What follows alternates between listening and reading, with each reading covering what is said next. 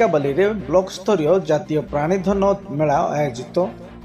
टिकाबाली बस स्टाण्ड निकटरे थिबा माँ भैरवी कल्याण मंडप ठारे प्राणीधन चिकित्सा अधिकारी तरफ ब्लॉक स्तरीय जातीय प्राणीधन मेला आयोजित हो जाइछि। एही अवसर रे पूर्वाह्न समय विश्व जलातंक दिवस उपलक्षे प्राणी चिकित्सा शिविर एवं जीव प्रदर्शन मेला आयोजित होइथिला। एही अवसर रे किछि कुकुर मानकु मागणारे जलातंक निरोध टीका दिया जाइथिला।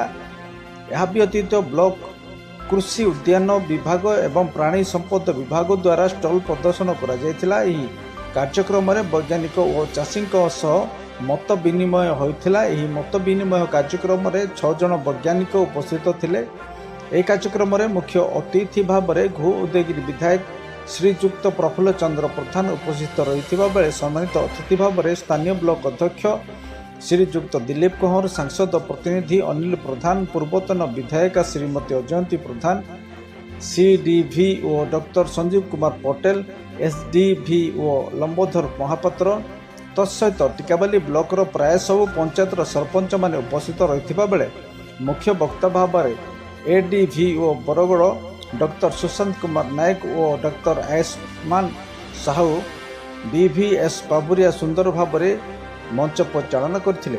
यह कार्यक्रम में सफल चाषी भाव में 2टी महिला स्वयं सहायक गोष्ठी मानक और 8 जन व्यक्तिगत सफल चाषी मानक पुरस्कृत करा जायतिला।